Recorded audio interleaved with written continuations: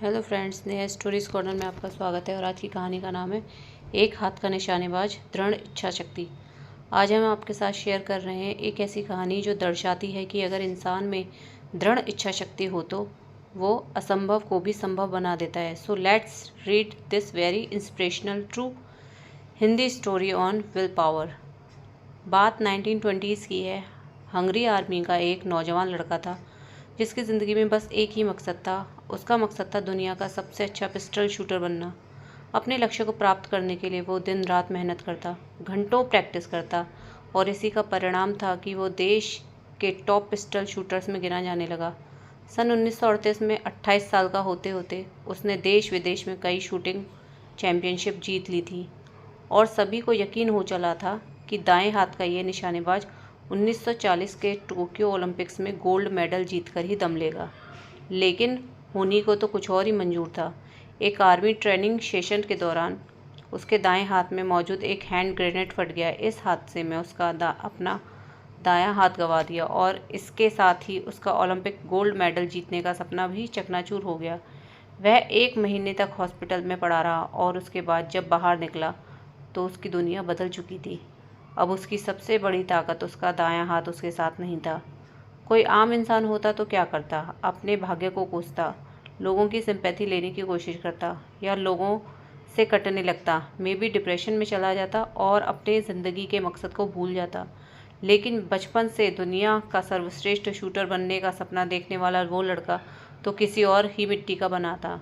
बाकी लोगों की तरह उसने यह नहीं सोचा कि उसने अपना वो हाथ खो दिया है जिसे दुनिया का सबसे अच्छा शूटर हैंड बनाने में उसने दिन रात एक कर दिए, बल्कि उसने सोचा कि मेरा एक हाथ बेकार हो गया तो क्या, अभी भी मेरे पास भगवान का दिया एक और हाथ है जो पूरी तरह से ठीक है और अब मैं इसी हाथ को दुनिया का सबसे अच्छा शूटिंग हैंड बनाकर रहूँगा।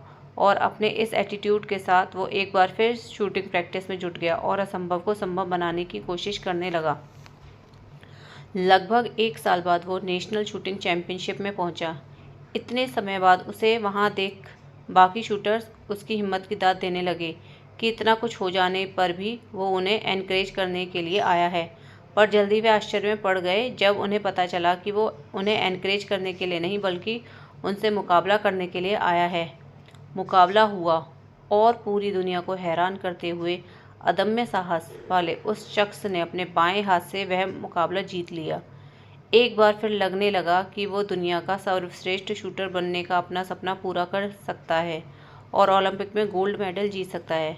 पर दुर्भाग्य को तो मानो उसके पीछे पड़ा था। विश्व युद्ध की वजह से 1940 और 1944 के ओलंपिक गेम्स कैंसिल हो गए और सीधे 1948 लंदन ओलंपिक्स कराने का फैसला लिया गया। इस बीच कितने ही नए शूटर्स अपनी प्रतिभा का लोहा मनवाने के लिए खड़े हो गए। कहाँ अपने प्राइम डेज में उसे दाएं हाथ का मुकाबला करना था और कहाँ इतने सालों बाद अब बाएं हाथ से विश्व स्तरीय मुकाबले में भाग लेना था। पर उसे इन सब बातों की फिक्र ही कहाँ थी। वो तो बस एक चीज़ जानता था, प्रैक्टिस प्रैक्टिस एंड प्रैक्टिस। वो दिन रात अभ्यास करता रहा और लंदन ओलंपिक्स में दुनिया का बेहतरीन शूटर्स के बीच मुकाबला करने उतरा।